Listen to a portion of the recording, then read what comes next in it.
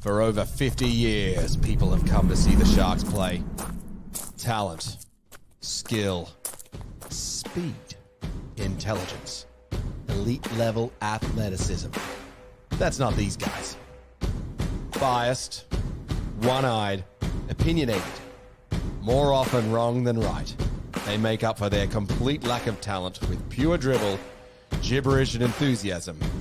This is the E.T. Stand Podcast.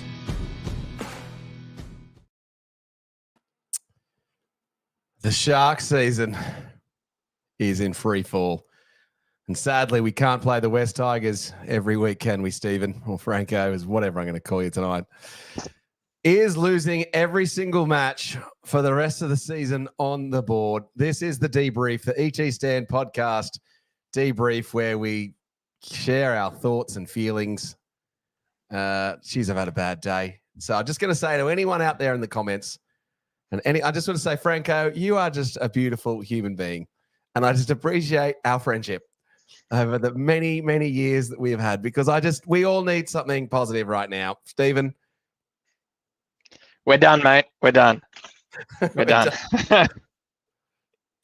What can you say? It's hard. Yeah. Oh, goodness. Yeah, indeed. What can you say? Oh, Lats is just adding himself into the adding. All right, Lats, you're just joining the show. Thanks, mate. Thanks for having me on. Oh, yeah. Well, you're in. I don't know how that happened. I just entered the studio, but g'day. Yeah, how you doing? How you feeling after that one, mate? Oh, mate, I'm just annoyed, frustrated like the rest of the fans.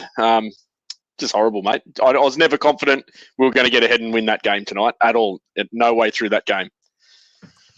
Unfortunately, that's just the story of the Sharks, isn't it? It's just the story of us. Like, you host a damn podcast, you don't tip the Sharks if you're Boldo, and you think, oh, yeah. And then you're on your little group chat with your mates, and then we're like, oh, this person's going to play well, and this person's in, and then this happens, and then we hit back and score, and then you start getting your hopes up, but then no. Just not good, mate. Just terrible. Anyway, please say hello to us in the comments if you're sitting there watching. I can see you, Williams 2.0. We'll get you in after the Franko files. Sorry for jumping you, Williams. Brad Lewis is in the chat early calling out, how can T get a whole game and Talakai only get 15 minutes? Not sure if it was quite 15 minutes, but we'll certainly talk to that. Harley's had a good start of the day, calling out that the Sharkies girls won, beating the Cowboys. What was it, 14-0, Harley? There we go.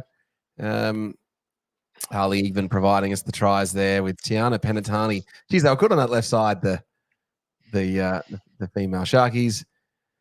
Cecil's come through saying, Ronnie, stay on your wing. Felt was your target. You missed 3 times. We're going to talk to that because we've got some screen grabs. I don't think it's Ronnie's fault, actually. And then SJD, fresh from the press conference, has said, sigh. I actually had someone ask me, SJD, the other day, if you actually were the coach of the Sharks. If anyone fancies joining the show, do hit on that link. It is in the comments. We will go through each of the tries. And I've got a surprise for Franko tonight. I've got screen grabs of the tries and why I think that happened. So we'll talk to each of those. So without further ado, let's get into the Franko files and what happened in the match. Well, before you bring up any photos, I am going to throw a curveball because that was quite terrible. So I'm going to say the girls, NRLW, well done, 14-0. We had to play the ball right on the try line out to Tonagato. Yes. Has the Cowboys defense rush in. Tonagato gets a quick ball out to Penatani, who dives over untouched.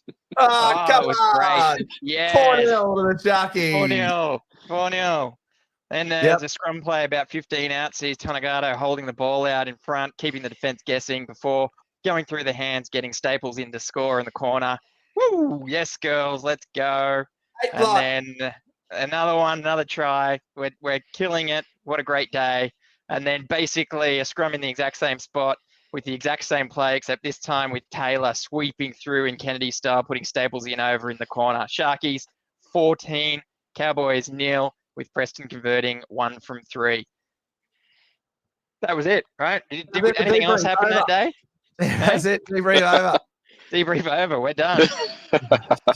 Thanks, guys. All right. Well, that was the ET Stand podcast. Thank you for joining us. Sharks go on. They're top of the table, 14-0. I thought the girls played well. And I actually thought the standard of football was really good too.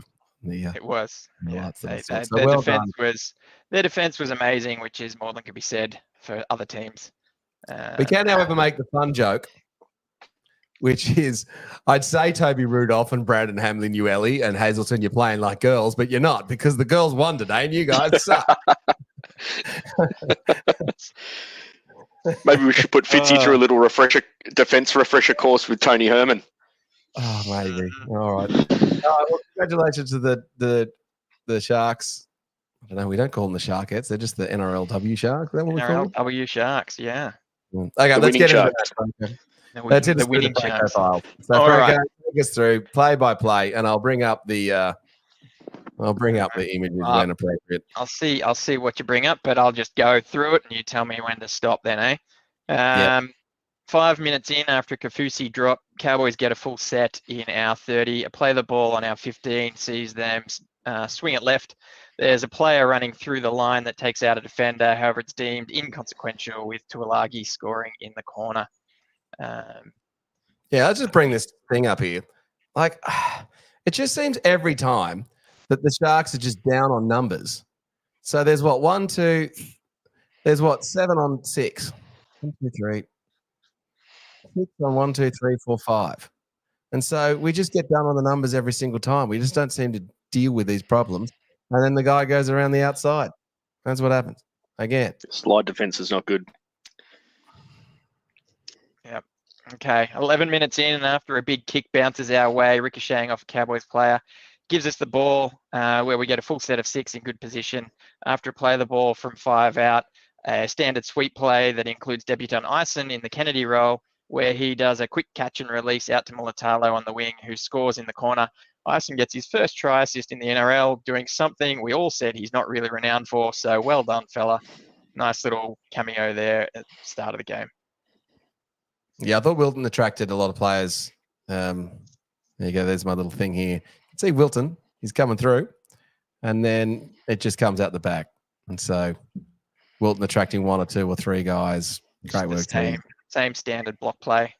Standard block play. Good moment. Sure. Yep. 4 minutes later, with the Cowboys making good meters, Cotter running a good decoy keeps Wilton in, sees Townsend to Drinkwater, needing Trindle to jam in. Drinkwater gets a short pass out to Nanai, who slices through a wide open gap to score with Iro not following Trindle in.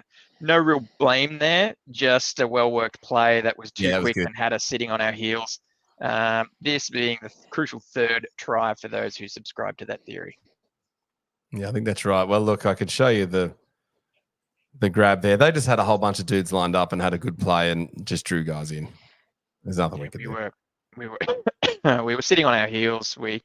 Wilton did stay in on looking at Cotter, and it was just well played.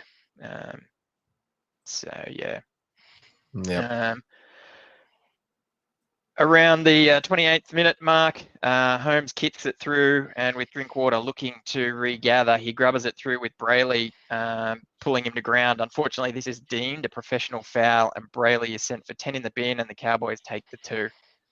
I don't know what your thoughts are on this one. There haven't been many comments on that one.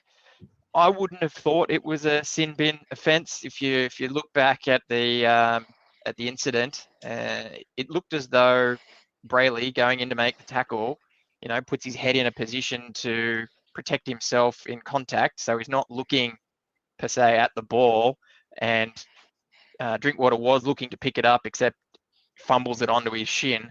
Definitely a penalty. Whether or not it's a professional foul and 10 in the bin, I'm debating that one. Maybe I've got my Sharks goggles on for this, but geez, he wasn't looking at the player when the ball was kicked. He realized he'd done the wrong. He released straight away. Unfortunately, Drinkwater hit the deck. Definitely a penalty, but 10 in the bin, I don't know. It's a bit harsh. Thoughts? Yeah. Yeah, it's a bit harsh, mate.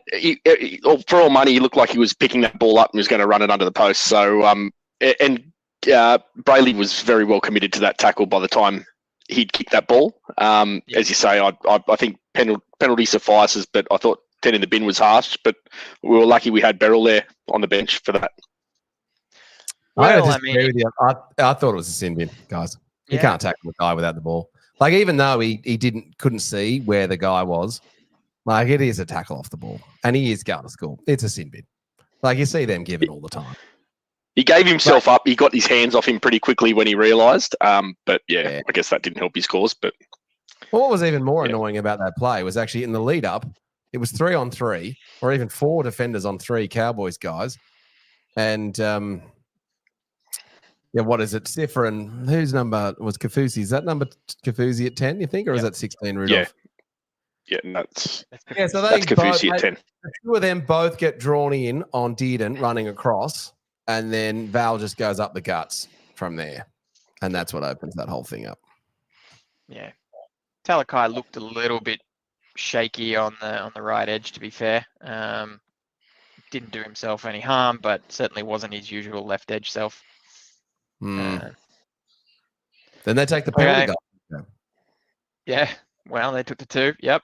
So then, where to start? 32nd minute, off the back of a massive 40-20 by Trindle, or more likely a 35-10.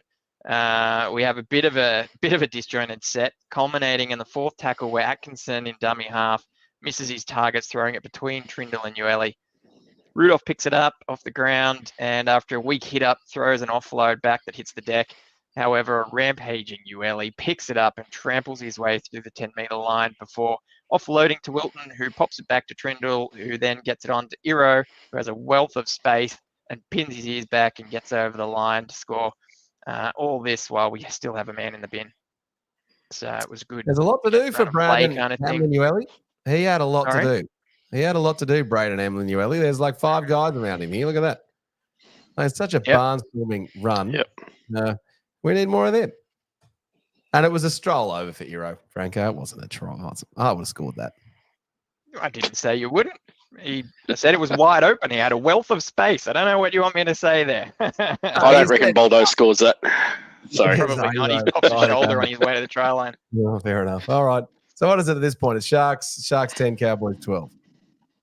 Yeah, sure. Unfortunately, though, 4 minutes later, with the team short on the left side, even more so if you consider Ison having a play from marker, it sees the Cowboys head that way with the ball through the hands. That ends with the usually required Felt versus Sharkies try, 18-10 at halftime.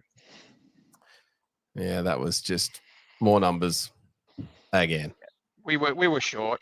We were still a man down, and there wasn't really much we could do. You can see Ison there. You can see Ison there on his hands up the top there, just under the sea. And so he's not coming across behind the line there to give us an extra defender. It was not much we could have done there. No, that's definitely right. There was obviously the brain explosion by Ronaldo not kicking the ball out at the end of the first half, which didn't have an outcome. But see, at this point, I don't blame Ronaldo. I don't who was it? I think Cecil came through and said Ronaldo needs to, what was it? Cecil comes through. Ronnie, stay on your wing. Felt was your target. You missed 3 times. I think Ronnie gets done in by his inside defenders and them not numbering up properly, I think is the problem. I don't necessarily think that it's Ronaldo's fault. Well, the trouble's more in the middle. They had no hope on this one, right? So yeah, they were done. They were done. All right, so it's 18-10 at halftime, yeah? It's Cecil, it's 2 from 3 at this stage. We'll get to the other ones and we'll see what you think. 15 minutes into the second half, after the team's looking pretty disjointed, Trindle grubbers through that, almost gets trapped by a couple of Cowboys defenders.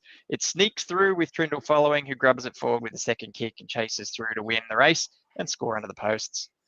Lovely little piece of Trindle, opportunistic play. Yeah, really good try. Yeah, great try. In the 64th minute, 5 out from our try line, Townsend to Drinkwater, who then throws a bullet out to Felt, who scores on the wing. The whole left-hand side was too compressed, and we didn't even look like stopping that one. This one, we had the numbers, but we were look at how we're all compressed there. There are 2 guys outside Drinkwater there, though. Yeah. Yeah, so it's a 4-on-3. No. No, the Yeah, Bears out there. Yeah, but look where you've taken that shot, right? If you consider that Wilton's had to run a heap of ground to cover, they've had to prop and stop in case he misses Townsend, and so they can't be out wide. What do you think? Toby was covering and that's Nanai there, isn't it? So 1, 2, 3. So you got 4-on-2. No, because there's the outside guys that are outside the shot. There's the center and the wing. Yeah, and that's what I'm saying. Felton. And there's Yeah, so 2 it's of our guys. 4-on-2, 4-on-3. Trindle's nowhere there. He's marking Yeah, Nanai that's right. coming through. I think we're agreeing with each other here, Franko. Okay, I don't think we're disagreeing. Agree to disagree, boys. I think we're actually agreeing there, right? Yeah, sure. I thought we were. I'm happy to agree. I'm happy to agree. Let's do it. Right, 5 minutes left to go. Sees the Cowboys attacking our left, where we've looked shaky all night. We can't keep up with the pace, and Mulatalo comes in to shut the play down, giving Felton open passage to the corner, giving him a hat trick. That whole edge looks to be on a different page here. That said, Iro does manage to slide, so Mulatalo probably didn't need to come in. Maybe a lack of confidence on his inside man there. Iro did show his outside shoulder, so it's understandable maybe to see why he didn't have the confidence. Of note here, Felt screams, "Yeah, baby," in Iro's face, which rubs the team the wrong way. No, it was in Ison. Ison's face, sorry. Yeah. It was Ison. So I just think Ronaldo's done it again here. He's got a 2-on-1 on him. Mm-hmm. Because Rudolph misses did it. So in this scenario here, Iro does slide off and gets to Nanai. So he did have 12 covered. But yeah, so Ronnie didn't have to come in on that one. So Ronnie Cecily didn't have to come in. But like I said, he had his outside shoulder exposed, and so in that scenario, you think you need to come in. So anyway, I think that's right. All right. Like I said, didn't have to come in, but evidence says you probably should have come in, and so that's a cohesion trust thing there, I think. I still think it's numbers up. Paul's giving me a hard time saying, Boldo, are you serious? Felt's 50 years old and he got beat fair and square. Yep, I think that's an opinion. I don't think that's right, but okay. Franko, do you agree with Paul? I'm trying to work it out. Is he saying Felt got beat when Mulatalo scored, or is he saying? Definitely not. Cecil is right. Ronnie does come in almost every single time. He does. He does come in every single time. A lot. I just don't think it's always his fault that he comes in. Well, it's obviously he makes the choice that he comes in. But I think he doesn't have confidence that they're going to tackle the guys. And there was 1 or 2 where he jammed in and did stop the try from happening. Yeah, I mean, look, this whole game, that edge just didn't look right. They didn't look settled. I'm actually wanting to blame Wilton a fair bit on this. I think Wilton seemed to be in the right position. He shot out of the line a few times and missed his target. It was just a poor performance from Wilton in defence, and I think that kind of worked its way out through the line, and they all looked at 6s and 7s. In that last screen grab, Franco, you see how far infield Wilton is, and you see Toby running across the back, having to cover where he would have been, and Ison tracking Toby. And by that stage, it's just too late. Ronnie has to jam in, and Felt's a good finisher, and he's strong. Yeah. All right, let's and a minute and a half to go. Oh, yeah. From the 40-meter line, Atkinson cuts out a decoy. Yeah, Atkinson cuts out a decoy running Rami into Trindle, who tips it onto Katoa. Running down the sideline, Katoa chips it forward and can't hang on to it, dropping it backwards for Atkinson to dive over and ground it. Full time, 30 points, 22, with Trindle kicking 3 from 4. And the penalty goal was telling. All right, let's bring in Williams 2.0. So if anyone wants to join the show, you're more than welcome to join. Let's get Williams 2.0's opinion on whether he thinks Ronaldo is at fault or it's the defence. He's going to be coming in hot or cold. What are we going to see here? I'm not sure. Language warning. No swearing. Hello, mate. How are we, boys and girls? How are we? Hey, legend. No swearing tonight. I'm with the kids, so everyone gets off scot-free. Fair enough. My mother watches this show, Williams 2.0, and she always says that you're well behaved when your kids are around. Like, oh, Williams 2.0, he's such a nice guy when he's so There's a story behind that. This is the first time I'm doing it with the kids around. Oh no, there was the one after the match where the kids anyway, we digress. Yeah, what do you think of that, mate? Yeah. As I said, no swearing. So what I want to know is, I agree with Latsy with the Brayley situation. You ask these boys to play 100 miles an hour and you judge them frame by frame. Like, from Brayley's perspective, he was diving as he was trying to pick up the ball. So he's actually starting his tackle. That's true. As he's about to pick up the ball. So He's committed. He's running 100 miles an hour trying to get the guy. Oh, and then he somehow kicks it. Brayley doesn't see it. He thinks he's picking up the ball. But that's all true. To the letter of the law, yeah, okay, Simbin, fair enough. Yeah. With all these people criticising Ronaldo, 4-on-2s, 4-on-3s, he's got to make a decision. He has to make a decision. If it's 4-on-4 and he's coming in, shoot him up. Don't worry about it. Yeah, that's what I think. But if Teague's out of position, if Iro's out of position, and most of that is the fullback's job. We got a kid on debut who I thought played pretty well. He's got that speed about him. But even Kennedy, a ball of energy, wasn't he? He was a ball of energy. I was hoping he'd get in some space so I could see him against Drinkwater. That would have been pretty decent. Yeah. But it's the fullback's job to see which side are we short, which side, like, send people one side. As they're getting up from tackles, you go left, you go right. Yeah, you could tell There's no communication. And, you know, I don't know if he's just seen Gone in 60 Seconds. That's how our season's feeling at the moment. At the start, he says, I don't know what that was, but that wasn't driving. Our defence is like that. They're going through. It's like they lost Cotter and they lost Tamalolo in the first 25 minutes. Yep. We should have got steamrolled them through there. And I don't know what Hazleton's second half was, but that was his worst game in first grade. Yeah. I'd be giving him a rest. He looked busted, didn't he? Back to Newtown permanently at the moment. But obviously, Royce had chucked a sickie today because he was a bit crook. And then played in the New South Wales. He played Newtown, so... Well, he wasn't well enough travel, apparently, so... He was crook. So he had, it was mentioned by Dave Riccio on Twitter and also in the presser that there was illness that went through the team and did disrupt preparation. There were guys that couldn't turn up certain times. They had to fly in at different times. Obviously, we know what happened with Hunt. So not an excuse, I hope, but that may account to why some of them looked buggered.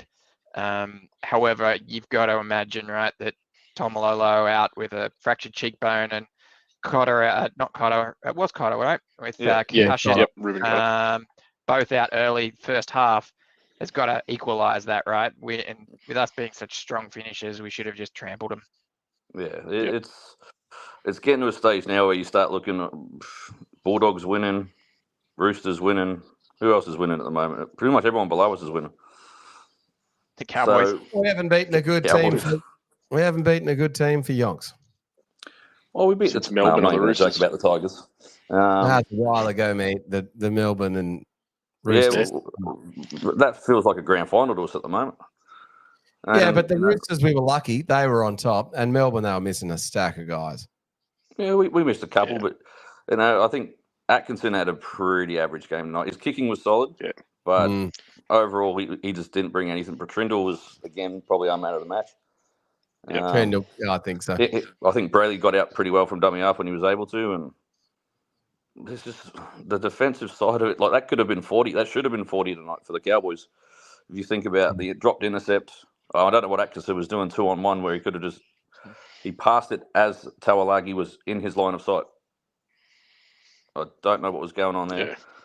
And I don't think Felt had to drag Ison back to get because there's another guy coming through to score the try anyway. That was gonna be a try anyway. Yeah, so there's 2 tries they bombed.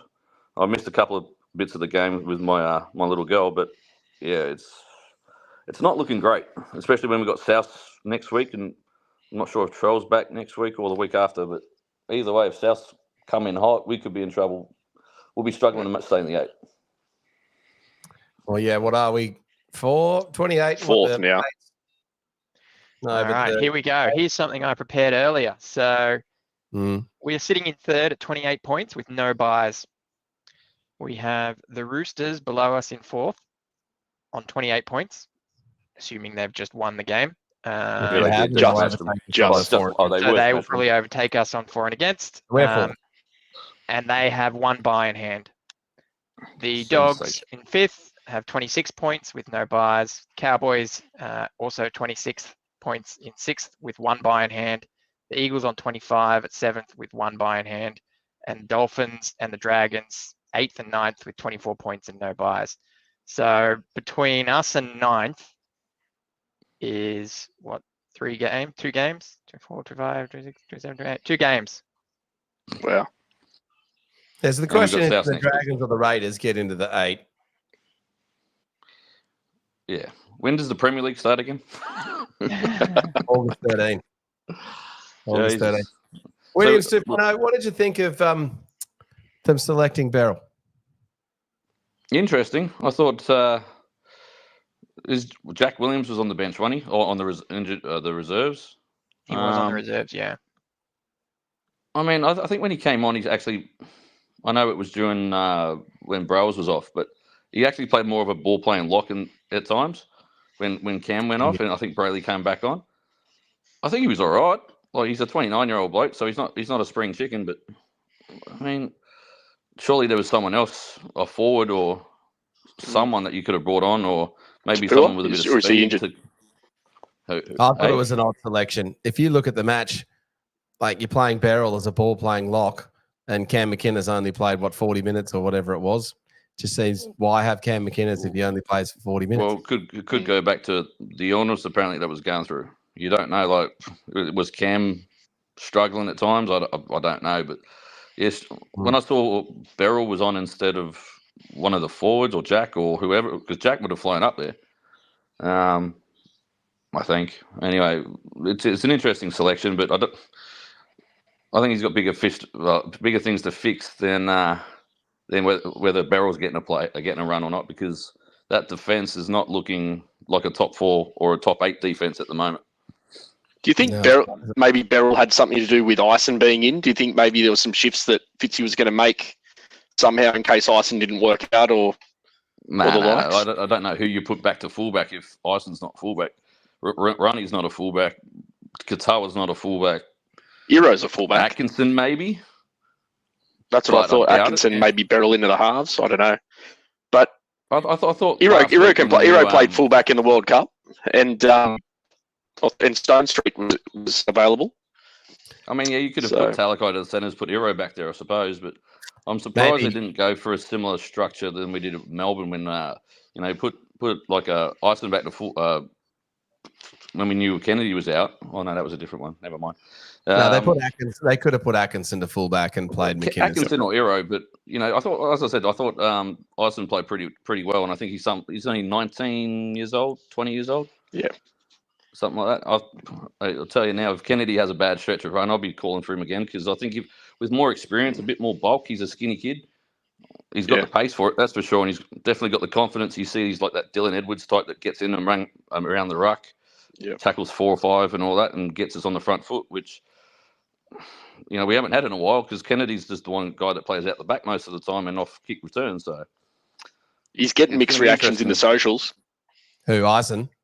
Yeah. He's a lot of people just saying he was underdone. He's not ready. They can see flashes of good, of brilliance in him, but they think he's just not ready yet, mate. He's too green. Maybe if we are heading south this year, it'd be a good time to blood him and give him some games. But how do you do that without, Well, we're not heading south. We can Will Kennedy off. So if we lose the next 5 matches, we will still be able to beat Manly and make the 8. I think. Yeah. Oh, that'd be close.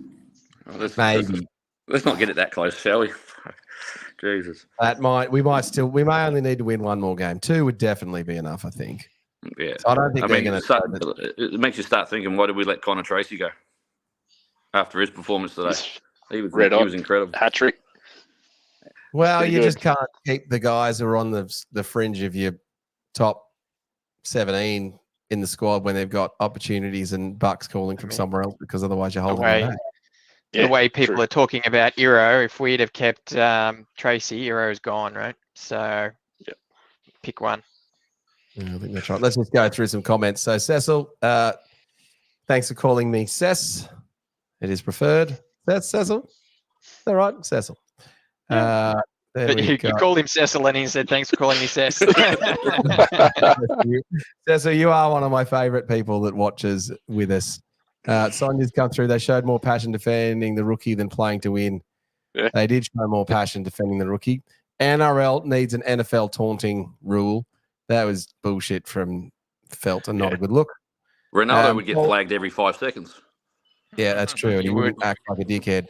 Paul's come through. Our forward tonight, notably our 2 starting props in Wilton, and the fact that Ueli got limited minutes again. We're barely top 8 material at the moment. Paul, I would say I seriously agree with you on that front. And Paul also comes through, backs it up. Blame the veterans, not the first gamer. Yeah, I think we're certainly not blaming Ice. And I thought Trindle and maybe the coach as well. Both stood up. Yeah. So how did we'll ask you 2.0. Well, what are your thoughts on the coach? And then we'll get you 3-2-1 before we. Oh, all right. It's pretty hard. All right. What's your thoughts on the coach tonight? He's a defensive coach. He's not, and we're leaking 30 points against the Cowboys, who we beat 42-6, 10 weeks ago, 12 weeks ago, something like that.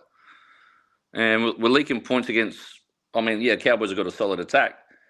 But if your wingers and centers are getting caught 4-on-2, 4-on-3, something's not right. It doesn't. It looks like once they get flustered, they just switch off from the game plan or something. I'm not sure. I don't know what it is, because obviously I'm not in the camp or anything. But when Ronaldo keeps jamming, and even on the other side, sometimes I think Sione and Jesse have got a better understanding of each other. And I don't think many people run down there close to the try line, because Jesse will just smash them, and Sione reads the game pretty well. But it seems to be that left side where Teague's been in and out with injury. And we had Jesse, we've had Sifa. And I think one of the clips you showed before, I think it was one in the second half. If you actually look at it again, it's one of the runs Ronaldo run in on. Iro's actually there flat-footed. And if your winger sees that, you're in trouble. You've got to make a decision then, not when the ball's passed. Yeah. So he's got to sort something out on that left side. You either tell Ronaldo to stay out. And there's another one where Ronaldo's 15 metres in from touch. Like, if your winger's in 15 metres from touch and you're on 4-on-2s, you're in shit no matter what. You're in trouble. Yeah. How do you think he used the bench tonight? I don't think the bench was as effective tonight in how he used it. I think it kind of ruined a little bit when Talakai had to come on for Jesse. Yep. Talakai, when Talakai ran the ball, he was Talakai. He was just running straight through him, attracted 3 or 4, still not going to ground half the time. So that costs them 2 interchanges, doesn't it? Yeah, it's just like... No, because that was HIA. It doesn't cost you an interchange. Does it cost them coming back on? No. No, so it's what kind did of like cost us the interchange? Go off at 15 and come back on. Yeah. The Beryl, Bailey coming off cost us the interchange because we had to get Beryl on. Yeah. But you see it then when Talakai goes back off, when Jesse comes back on. How long was it again before Talakai got back on the field? Well, Talakai played, 33 minutes? Yep. Not enough. 15 of those were when Jesse was in the HIA. Yep. You surely don't leave him on and switch the forwards around when you're struggling. Which also just happened to be when we scored. But I just thought Tommy was left out there for far too long. Yeah, Hazelton dropped, 2 or 3 balls in the space of 5 sets, and you're leaving Ueli on the bench still. So the bunker says anyway. Well, yeah. Well, Rudolph played more minutes than Cam. Braden Hamley only 29 minutes. Talakai 32 minutes. No, they didn't seem to get off. All right, Williams, give us your 3-2-1. 3's got to be Trindle. I think he just didn't stop trying on it. 40-20, 3 from 4. Try assist speaks for itself. 2, Jesus Christ. I was going to give it to Aero, but now we've mentioned his defensive flaws. I'll give it to Brayley because he's starting to improve attacking. He's starting to get out a lot more. He's starting to run a lot more. His defense is always solid. Yeah, okay, he went to the bin, but as I said, that's a frame by frame. If you play that in normal motion, you're going to see he's started trying to make the tackle before he even goes. And one, I'll give it to the kid Ison because I think he's something special. He looked electric around the middle, especially in the first half. Other than that, you can't really. There's not too many you can give it. Even though Ronnie tried hard, he did let 3 tries, and the whole left side needs a kick up the arse. And yeah, I'll leave it at that because if I keep going, I will start swearing, and I don't like swearing. But I promise I won't. Fair enough, mate. Yeah. All right, we'll tune up. We'll on to the next week. Yeah. Thanks for coming on and chatting to us. We'll come and say good day to us if you go to the Sharks match next week. Yeah. Will do, guys. Have a good one, eh? All right. See you, legend. See you, bro. All right, lads. You made an interesting comment there, buddy. You said we had to use an interchange when Brayley came off to put Beryl on. You know, a lot of people probably thought that, but, you know, McInnes is capable of playing dummy half, so probably didn't need to do that. Yep. We took McInnes off for Beryl at that point in time. And you know what? Stats change. They do second watches, third watches, double, triple check their numbers. But as it stands, the stats are listing Beryl as 0 dummy half passes. So he had dummy half run. It was like the first touch of the game for him, but he did not play dummy half. He was definitely a ball playing lock. So it's a bit of an interesting one, that dummy half role while Brayley was off was shared. When Brayley was off. It was just shared across whoever. I'm sure he threw some. I'm just telling you what the stats are saying right now. I'm trying to remember. Lie. I don't remember him playing. Did you get your stats from ChatGPT, Franko? By any chance? I do not, my friend. I do not. There you go. Don't you dare scandalize my credibility with that. I mean, I was sort of cursing at the TV, thinking I was cursing at the TV, thinking he was the one that threw the ball that fell between Trindle and Ueli, and then on the replay, because we scored the try, it was actually Atkinson that threw that ball, and it was Beryl who was playing the ball. So you know, it could be just a variance of you know, the amount of defense we had to do while he was on for that period of time, and you know, where the balls were. He, you know, was either doing the hit up himself or was in a position to receive the pass. So just coincidence that he didn't get to do any dummy half passes. But as it stands, like I said, keep an eye on stats tomorrow. See what if it changes. Possession, Franko, in that 10 minutes. Actually, we got the try ourselves, but that means he didn't pass the ball. Actually, that doesn't save anything. I reckon pass the ball from dummy half. Oh, so that means that he could have run forward a little bit, Nathan Brown style. No. It means like McInnes ball playing lock style or style. He received the ball from the dummy half and then passed it on to someone. He did a few of those passes, but no dummy half passes. All right. Well, just on Jaden Beryl, do you know who the last 29-year-old was to debut for the Sharks, which they said in the commentary was in 1996, and I knew this straight away. Hit it. Tell us. It's Tian Strauss. Ooh. I was going to say Hutch Mayava, but that wasn't that far back. Wasn't Hutch Mayava. And Nick, our debuted the year earlier. He was not quite 29 in the 1995 team. Paul's come through and said that Brayley should have been man of the match and called out this. Either that or he was laughing that Brayley got. He was laughing at Williams giving him points, I think. It's just you baiting him again. You're just baiting Paul again, aren't you, Boldo? Paul's saying Brayley is the man of the match, isn't he? How is he? No, he's laughing because... Read that out for the Spotify listeners. Paul has put in a message that says Brayley at laugh emoji. And he sent that through at the time that Williams 2.0 gave him 2 points in his 3-2-1. All right. Well, Paul, if you can clarify that for us in the comments. It's crap. There we go, Paul. Yeah, he's crap. All right, fair enough. All right, well, let's just go through. Here's the quick rundown on the press conference if you hadn't seen it. Fitzy wasn't really that angry about the Sharks' performance and just seemed a bit meh. He called out that he thought their spine played well. He said it was good experience for the debutants. He did talk about the team having all the sicknesses coming in. He didn't want to use that as an excuse, though. He was asked if we missed Royce and then said Royce was sick, and so they left him at home, and then he actually came good today, so they played him. They planned to go up early, which didn't seem to work out for them. But, yeah, he just called out we just made too many mistakes.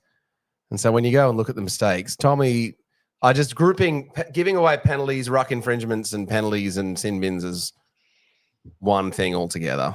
So Tommy made 3, Kafusi 1, Nicker 3, Ison 2, Brayley 1, Teague 2, Ramian 1, Iro 1, Trindle 1, Katoa 1.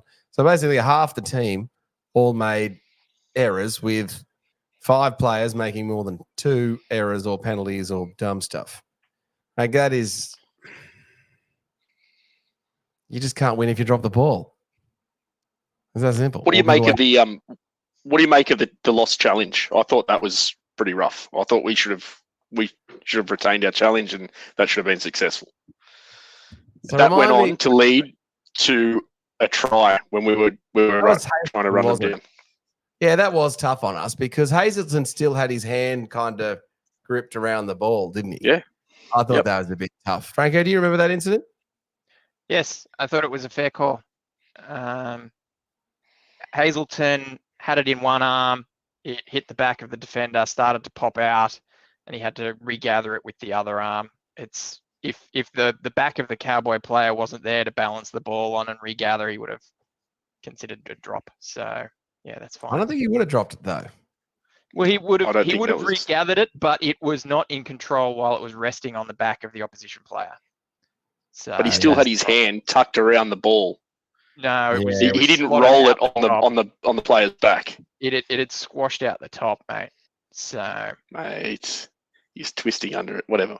I had mates messaging me saying we were robbed, and they're like Bunny supporters. One's a Cowboys supporter. Yeah, I think that's right. Tanya's come through because they went on to score that next set in Caulfield. Yeah, that was a key moment. They did. That was the key moment. It was borderline. You've seen that not given in the past, and you've seen those ones go through. It's tough. I can see your point, Franco. Sonia's come through in the comments saying it seems like Fitzy is making desperation decisions. Something isn't right. And then Cecil is referring to against the hairless guy. X-all. And then Paul's come through. Fitzy has Josh Han in the box with him who just missed on the Eels job. Surely he can have an influence RE interchange. Maybe. I mean, yeah. One of the things I thought was funny with Williams 2.0 coming in about Fitzy being a defensive coach. Well, I mean, Steve Price is a defensive coach and Hannay is also a defensive coach. Well, Hannay is at the moment our attacking coach. He historically has been a defensive coach. So that's 3 guys that should know how to get the best out of a defensive side that we're leaking points. But, all good. All right. Well, Nathan's joined us in the green room. So, Nathan, we're going to bring you in. We'll give you a 5-second warning. And then after that, we'll go through just a quick player commentaries. All right, let's get him in. Hello, Nathan. Hey, boys. How you doing? Nathan, how are you, mate? Very good. Yourselves? Yeah, we're doing, I think we're a little flat tonight, actually. But we're getting through it. What do you think of that? What was your takeaways? We still can't defend any errors or penalties. We just, it seems the opposition just, if I was the coach of the opposition, just basically say, just go through your sets and let Cronulla shoot themselves in the foot and the points will come.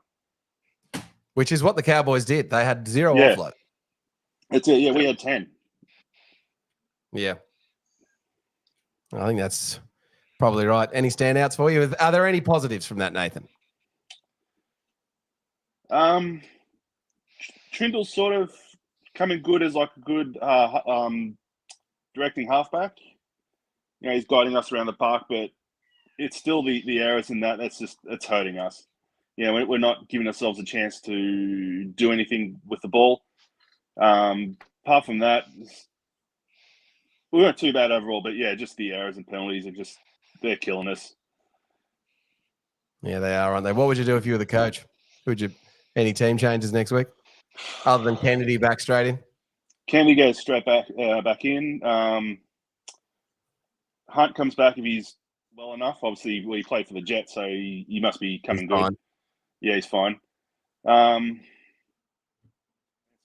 go full forwards on the bench again, but got to manage the rotation threw us out of whack, and that was so it's just the rotation of our bench is another problem. So it seemed like they had an even bigger problem on the bench. Should have losing Cotter and Tamalolo early. You would have thought we would have run over the top of him at the end. I know you thought so, Boldo. Just in the forwards there, I think if we had that extra forward on the bench, we may have done that. Even a Billy Burns or someone. I don't know. I thought it was a really interesting choice in bringing Beryl into the team. I thought it was odd they didn't pick Billy Burns. I've been watching that Jets ever since those guys taunted us and say we don't watch enough Jets. That's right. You know what I'm talking about. I thought Billy Burns was good. Yep. Did his job every time. Yeah, I think that's right. Hey, Nathan, where do you land on the Ronnie is at fault on all the tries discussion? I'm a believer you got to stay on the wing. Use that sideline as another defender. But like you said, I think he's got to make a decision, and I would have just stayed on Felt. But if he does, then the centre just strolls through and scores, doesn't he? Yeah, it's sort of damn if you do, damn if you don't. But I would have just stayed on Felt. If you could fix one thing about the Sharks right now, what would you fix other than Nico's ankle? I would fix or try to fix. It's the. I know it's simple to say the errors, but that's just it's just all down to concentration. All that sort of thing. But to me, it's just. Actually, I'll correct that. If you make an error, try to redeem yourself somehow. Put a good hit in, or just do something to try and you got to want the ball. If you just being blasé about we lost it, okay, we'll sit through the next set and we'll get the ball back. That's just not right. But if we're under pressure, try a good shot on someone or go for a 40-20, just something different. Just try to wrestle your momentum back. But that's just off the top of my head. Yeah, fair enough. Yeah, Nate, sorry, Boldo. I was mentioning Nate earlier. You got down to the NRLW game today, did you not? I did. Yes, I was there. What was the atmosphere like there, mate? Was there plenty of people around, or? It was, the official count was 1,250 odd. So it was a good crowd. A good crowd out there. Yeah. Despite the cold and the rain, but no, it was a good crowd out there. Do they have all the amenities open down there and everything, mate, for the women's game for the NRLW? What entrance is? One of the entry gates was open. The other one, the club side entrance was closed, but the other end was open. Was the German sausage guy open? No. That's why they only got 1,250. Did they at least have the vinyl room hot dog guy there or something? Surely. No, it was just the normal canteen and that under the E2 stand, and that was it. Right. Will you go watch another game, NRLW game, Nathan? I would. I've been to a couple of them last year, and they're quite good games. Like the girls riffing. It just seems to be more pure football, and they don't have as much of the lying down on the rock. And there's no wrestle. It's just tackle, and that's it. And that they play. Yeah. Do they come around and see the kids after the games and all that sort of thing and sign autographs? I think I left just about minutes ago. Like the game was over, but I didn't catch the last bit of it. But I guess they did. Yep. But, fair enough. Fair enough. No, all right, mate. 3-2-1 before we'll let you get out of here. My 3-1. Okay. Trindle's my 3. He didn't stop trying. He was my my two, who would I have? Even though Talika only played small minutes, at least he was joining 3 or 4 defenders every time, and he was so hard to get to the ground. As for one, it's up in the air for number one. I could pick it. Do you want to save it for a later week? You can give someone more points next week. Yeah, it wouldn't be the first time that someone's done that. Yeah, Nico 6. Nico 6. Surprised Nico didn't tally end points. All right, fair enough. All right, mate. Well, it was good to see you. Thanks for stepping in and jumping in and giving us your point of view. I've got one for you, Nathan, before you go, buddy. I was fortunate enough to be at a special screening of the new Transformers movie last Thursday night, which doesn't come out till September. Mm-hmm. Pretty good. You'll enjoy it, I reckon. Okay. All right. I did see the first trailer and it was a bit, I don't know, it looks a bit childish, but we watched Transformers as a kid, so what do we know? I'll go check it out. Yeah, why not? Yeah. Franko, who was your 3-2-1 in the Transformers movie? What, 3 Optimus, 2 Bumblebee, 1 Megatron? I signed an NDA, Lats. All I could give you my impression. My impression is it was good. Go out there and give it a watch. No worries, we'll do. Critical drinker Franko, giving reviews of Transformer movies. You hit it heard of you first. All right, Nathan, good to see you, mate. We'll see you next time, I'm sure. Good see you, Nate. See you, mate. Didn't think we were doing Transformer references on this show anymore, Frank, but fair enough. Maybe we'll do a Transformers themed tears at some point. That could be pretty good. All right, I'm just going to quickly run through the players, and we'll go Franko, then Lats, then actually I'll do the third player. So we'll go 1, 2, 3, just in order. So Franko, give us a sentence on Ison. Ison, well, as I said earlier, he's full of energy. He dropped a difficult catch while we're under pressure, which was a bit unfortunate. 152 meters, 1 try, assist, 9 tackle breaks, 6 tackles and 2 errors. So bit of a mixed bag, but certainly full of energy. I think that he's got a lot of promise. He certainly isn't scared of contact. He was always trialing up the middle. Maybe he could have, it's one of those scenarios. Sometimes players don't pass to a debutant, but maybe could have got the ball a bit more. There's a few opportunities where I thought, if he had the ball, we could have seen something there, but just didn't get that opportunity. But I think it told defensively, whether it was, that was one of the key components, but we were certainly all over the place. And I'm not sure if that would have been the case with Kennedy at the back there directing things. He did seem out of position a few times. That said, it looked as though the Cowboys seemed to have a big play on swinging it from left to right to tire him out, and even in a play was go left then go right, so they'd have to keep stepping back and forth and keep him guessing. So they made it tough for him. But you know what? For a kid that's playing upper grade in New South Wales Cup to then get a debut match in the NRL, he did well. I thought he looked as good as Kalen Ponga or did in his first match or any of those other guys. Lats, do you think we will be letting Will Kennedy test the open market with the view that little Ison is going to be our fullback in 2026? No, mate, I don't think so. I think he's got promise. I think he dropped a couple there that Kennedy wouldn't have dropped, which led to points, which I just don't think he was ready.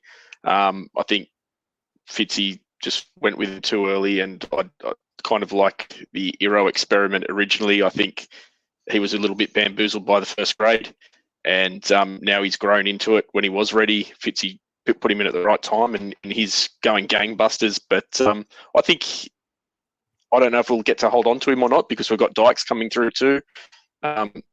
Injury permitting, touch wood, that sort of gets behind him. But I think Kennedy's our fullback going forward for a long time.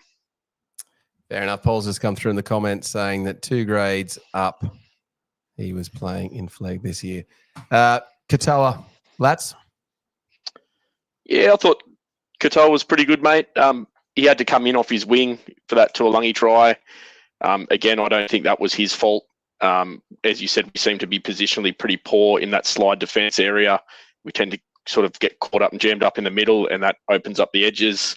But he was pretty strong. He had some good runs from the back, and he never stops trying.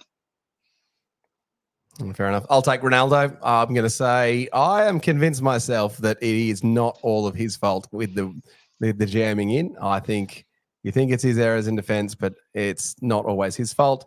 He saved us a couple of times, and he still gets a couple of tries. Franko, Ramian. Yeah, more rocks than diamonds tonight. I'm sorry, Ramian. Had a few dumb plays. Certainly tried hard, ran hard, but just didn't have his thinking cap on today, which almost made me throw the remote at the TV a couple of times. Still wasn't our worst defender tonight, but yeah, wasn't great. That's Iro. Iro was awesome tonight, mate. I was sort of tossing up between him and Trindle for the 3 points. Yeah, I thought he was strong. He, again, that shuffle with the slide defence, yeah, maybe 1 or 2 were his fault tonight, but he just got caught up in that. But I thought he had some really good carries. He ran some good lines and got a meat pie. So that's a couple in as many weeks for him, which he's not used to scoring a great deal in the top grade. And I think he's seeing the ball more on that left side with Atkinson there. I think that's fair enough. I'll take Atkinson. Boy, he can kick the ball. We know that much. And I like it when he runs the ball. I feel he just struggled to get in the game a little bit. My man, Dan Atkinson. I would have liked to have seen him take it by the scruff of the neck, but maybe it was a little bit hard to shine with Trindle and Brayley getting so involved. He seemed to be a little bit erratic and sort of second guessing himself a little bit, which was kind of unfortunate since we were praising how confident he was last week. So that was a bit of a shame, but yeah. Yeah, it was so. Franko, Trindle? Spoilers, best on field, I think. He was in everything. He tried everything. I think, yeah, he was the heart and soul of the team. He was directing the team around. He was sort of barking instructions. Yeah, he was stepping up in a team that had lost a lot of experience. And obviously, if you consider that spine, it's basically just him and Brayley left, and Brayley was off for 10 minutes, so it was just Trindle. And I thought he did well. Kicked in that time while Brayley was off. He kicked the 40-20. He got which led to a try. So good play, good game. He's also still quite young, Trindle himself, isn't he? And he's only just come into being a regular 25. first grader at the end of last season when they dumped Moylan with 8 or whatever matches it was to go. That was his best game tonight in the Sharks jersey, I think, in a losing team. Lats, Kafusi. Yeah, a couple of errors, mate. He had some really strong carries, though. I thought he was strong when he came back on for his second stint. Made a bit of impact, but if keep the errors out of the game, I think he's one of our stronger starting front rowers. Kafusi had 1 error tonight. I'm going to let Paul answer. I'll take Brayley, but I'm going to let Paul answer on what he thought of Brayley, and Paul should come through giving us an answer saying in the comments, crap. Thanks, Paul. Tommy, Brayley wasn't that bad. Brayley wasn't that bad. He wasn't that bad. I liked that he ran it. He was running the ball a lot more, and he was unlucky. Caught the markers out a bit. Yeah, he wasn't too bad. Tommy, on the other hand, Franko. Oh, geez, he probably had a game he'd like to forget. He looked as though he was running on one leg tonight. I think he still tried his guts out, but it just the effort couldn't keep up with his will. I think it was just something that he a couple of drop balls, head was hung low a few times. I felt for him. I don't think I don't want to say he had a bad game because, like I said, he kept turning up, but he just it just looked as though the body couldn't keep up with what he wanted to do, and probably left out on the field a little bit too long as well, right? We sort of talked about it, rotation a bit earlier. He was probably left out a bit too long, whether that was just a pre-planned scenario that the coach is stuck with, I don't know, but he could have done with a bit of a longer spell on the line. I think that's right. T. Wilton, lads. Mate, bit of 50-50 on Teague tonight. He did a couple of good things in attack, but was napping a bit in defence. He just, I don't know if he was one of the guys that came down with the flu, but he just looked a little bit busted. And I don't know, not the effort wasn't there. I just don't know if he could put in as much as what he normally does. Nico, his game was riddled with a couple of errors as well. And without Nico Hines in the team, doesn't seem to be getting those angled runs, passes that I like to see him getting as much either. Was an off game for Nico, but I don't think that tells us that he's a bad player. I think he'll be back better than ever next week. In his defence, though, he did make a couple of errors, but he also made a couple of big efforts to get the ball back for us at the end of that set that he lost the ball on. So his effort's there. It's just, as you said, he's just not getting the ball as much. Franko, Captain Cam. I thought we looked really disjointed while he was off the field. We looked as though we didn't know what we were doing until he came on and straightened the team up a bit and gave a bit of go forward. It was kind of telling to see the difference in the team without him on the field. He didn't do anything remarkable, didn't do anything that outside of usual Cam style goodness. But yeah, the team sort of fell apart without him. So it's something to consider, I think, looking forward, that he's, especially with Nico out and in this scenario, Kennedy out, I think he was very important to that team. Talakai, that's. I don't think he was as effective on that right-hand side as he is on that left edge when he plays at centre. And I think he could have been used better by Fitzy for more impact. But as William said, he was making some good carries and they were finding it hard to put him down. He was drawing defenders. But I would have liked to see him maybe get some more minutes and some more impactful minutes.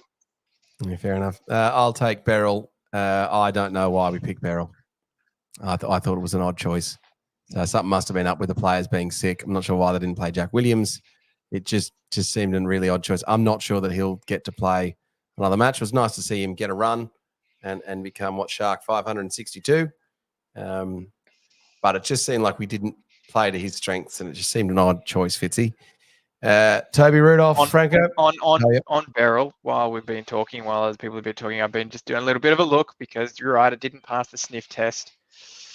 And in my rush, I may have been looking at dummy passes, as in you threw a dummy, which would be why he did not have any of those. How many passes did he have from dummy half? I'd have to go back and double check, but there was a number. There is a number, yeah. I'll go back and I'll get that. But for all those people that were yelling at their radio or yelling at their screen, half an hour ago, I apologize. Yeah, well, just like the Sharks, the ET Stand podcast riddled with errors. Low effort, bad coaching, not enough attacking podcasting, just turning up. You should have put Kelly in. Boldo, you should have put Kelly in. Got the lineup wrong. We should have put Kelly in. Should have brought Williams in. Like, Williams doesn't get that wrong. Franko should have hosted. We should have had Francis in. We're just a mess, aren't we? Toby Rudolph, Franko. Yeah, he was good, I thought. He certainly did. I think we all spoke about the game against the Dogs. He came out and admitted, that wasn't great, but 13 runs for 126 meters. That's sort of what you want to see from that. So I can't complain. I can't say he did anything wrong. He's a little sloppy and slow in defence and got caught out a couple of times. Yeah, but that's true. But from we're talking about it from a trajectory standpoint, he wasn't what let the team down today. So that's true, and he was better than where he seems to have bounced. Yep. From where he was. Correct. Whereas you'd have to think in terms of players, Hazelton's going down, Teague went down, Nakora went down, Ramian went down, both wingers probably went down. Yeah, it wasn't a whole bunch of positives for the Sharkies. Maybe Hamlin, Ueli, he at least looked all right. He was strong, mate. Made some good breaks, made some good meters. Again, hard to put down. I'm hoping he looks like he's getting back to his consistent best that he was playing for us last year before injury. And he has a lot of go forward. And he was probably our most impactful player off the bench tonight. Well, he set up that, what was it, the second or first? Or, yeah. No, the second try where he made barnstorming run. All right, we'll quickly hit through our 3-2-1s. If you want to get your 3-2-1s into the comments, please do so. I will say Trindle was clearly the man of the match for mine today, so he gets my 3. I thought Brayley tried hard and ran the ball, and despite some elements, I think he gets my 2, and I'm going to give 1 to Braden, Hamlin, Ueli. Now, Franco, your 3-2-1? I think that definitely Trindle is man of the match. He was in everything. He was trying hard. Like I said, really controlled the team. I think my 2 points goes to probably goes to. I know you said he was on a downward slope, but I didn't think that Nikora was that bad. Like Lat said, he tried to lift the team. He was sort of the heartbeat of the club tonight. I thought he did really well. He was angry. He was angry that match. He knew the team wasn't doing well. He knew that mistakes were being made, and he really should have showed. He showed on his face and his actions. He was angry at himself, at the team, and I did enjoy watching that.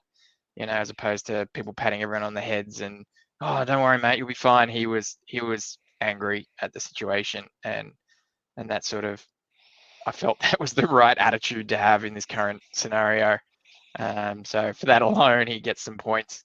And then my 1, it's hard, right? The team wasn't that great. I probably, if I could split it, Brayley started the game strong.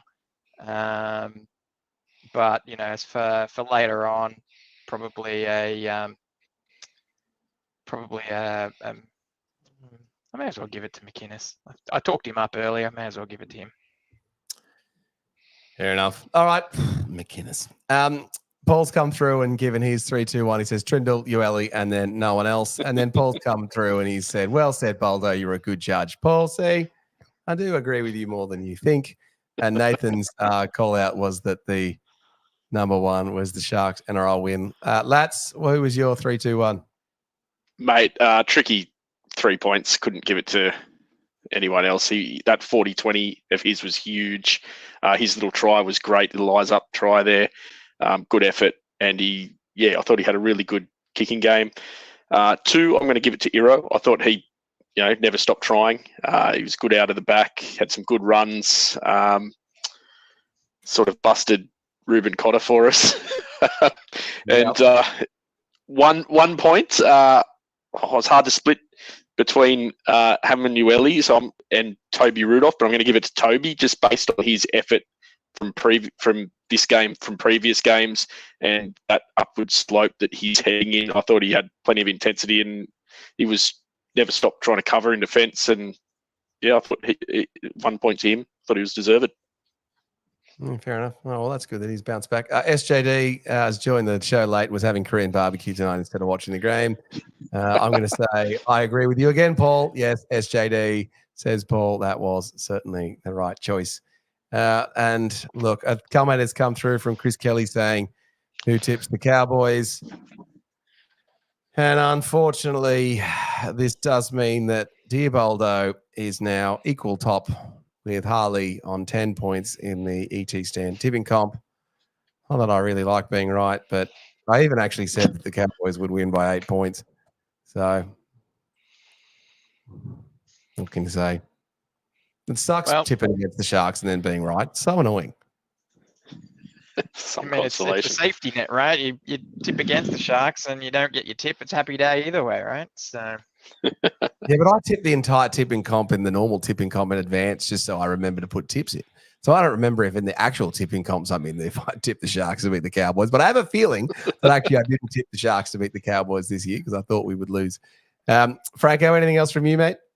I've got to say, if we're praising the NRLW team, they certainly had far better try celebrations than the blokes. The golf swing and the CPR, that was all good stuff. Come on, boys, let's get something better than some late night dance moves going. Want to see how many What's wrong with the Macarena? I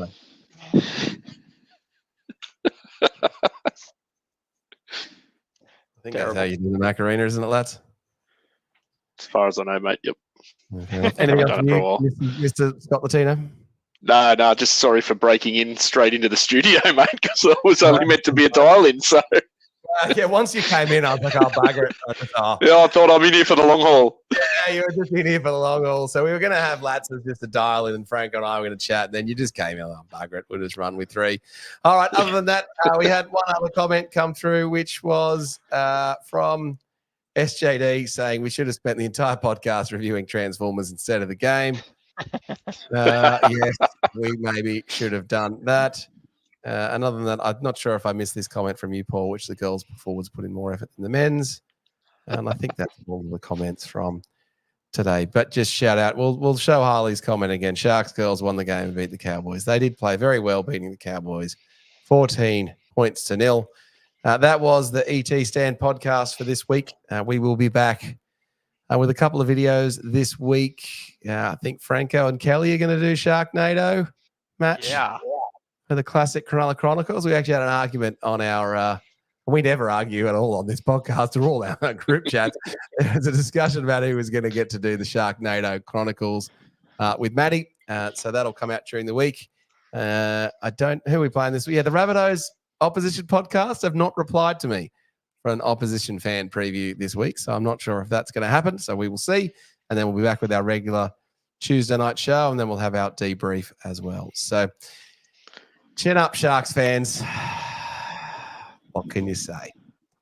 Sharks lose 30 points to 22. We've seen it all before. We know that it happens, but it still pisses us off every single freaking time. All right, that was it. Yep. Can I just jump in for a sec, mate? Surely you can reach out to Russell and organise something. Russell Brand or Russell Richardson? Russell Crowe, mate. Oh, I was trying to think of other. Yeah, I don't think Russ. Well, we could reach out to Russell Crowe. I don't think he's going to come. You've got him in your Teledex, don't you? Unfortunately not. All right, that was the ET Stand, gang. We will see you next time. Up, Cronulla. For over 50 years, people have come to see the Sharks play. Talent, skill, speed, intelligence, elite-level athleticism. That's not these guys. Biased, one-eyed, opinionated, more often wrong than right. They make up for their complete lack of talent with pure dribble, gibberish, and enthusiasm. This is the ET Stand Podcast.